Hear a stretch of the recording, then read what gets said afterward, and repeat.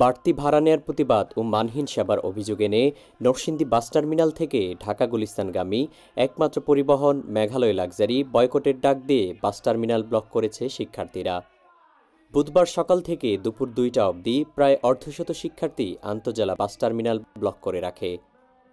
এ সময় টার্মিনাল থেকে কোনো বাস ঢাকার উদ্দেশ্যে ছেড়ে যায়নি এবং ঢাকা থেকে আগত কোনো বাসকে টার্মিনালে ঢুকতে দেখা যায়নি।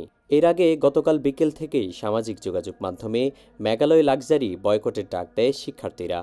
বাস চলাচল বন্ধ থাকায় অনেক যাত্রীকে ফিরে যেতে হয়েছে।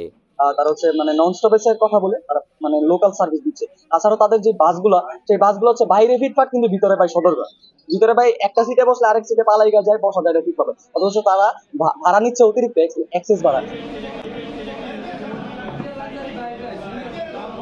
ব্লকেট কর্মসূচির মধ্যে আপনারা ইতিমধ্যে জানেন যে এই কর্মসূচির আওতায় আমরা শুধু এটাই প্রমাণ করতে চাচ্ছি না যে আমরা শুধু মেঘালয় লাক্সারির বিরুদ্ধে আমরা সিন্ডিকেট ভাঙতে চাচ্ছি, আমরা সর্বপ্রকার সিন্ডিকেটের বিরুদ্ধে কিন্তু আমরা আছি। আমরা লাক্সারির ক্ষেত্রে বিষয়টা প্রতীয়মান হয় যে আমরা যখন এই যে আসলাম, বিষয়টা প্রত্যক্ষণ করলাম, আমরা দেখলাম যে বাস কাউন্টার গুলো নির্ধারণ করা আছে প্রত্যেকটা বাস কর্তৃপক্ষের জন্য, শুধু কিন্তু এখানে দুইটা আমরা দেখতে পাচ্ছি, পিপিএল আর মেঘালয়। বাকিদেরকে তারা ভিড়তেই দেয় না, তারা একক রাজত্ব, একক আধিপত্য বিস্তার করতে চাচ্ছে।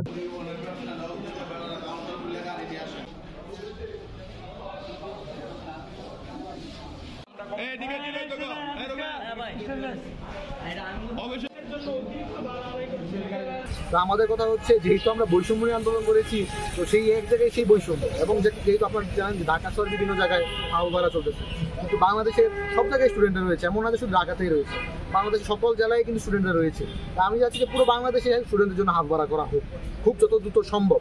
কারণ আমরা বৈষম্য যদি আন্দোলন করেছি, এখন ঢাকা থাকে হাফ ভাড়া, বাকি সব জায়গায় থাকে ফুল ভাড়া, তো এটা কেমন? এই বৈষম্য যদি আমরা আন্দোলন করি না, এটা তো আরো বড় বৈষম্য।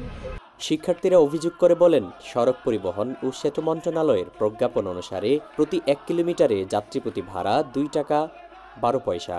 সেই হিসেবে নরসিংদী থেকে ঢাকার দূরত্ব ৫২ কিলোমিটার।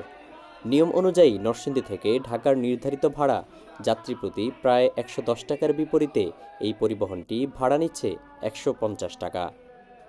টার্মিনালে বিকল্প কোনো পরিবহন না থাকায় দৈনিক অন্তত ৫,০০০ মানুষের ভোগান্তি দাবি করে। এই সিন্ডিকেট না ভাঙলে সড়কে বাড়তি ভাড়া নিয়ে বাস চলতে দেয়া হবে না বলে হুঁশিয়ারি দেয় শিক্ষার্থী ও যাত্রীরা। আজহারুল ইসলাম জাহিদ, নরসিংদীর হালচাল।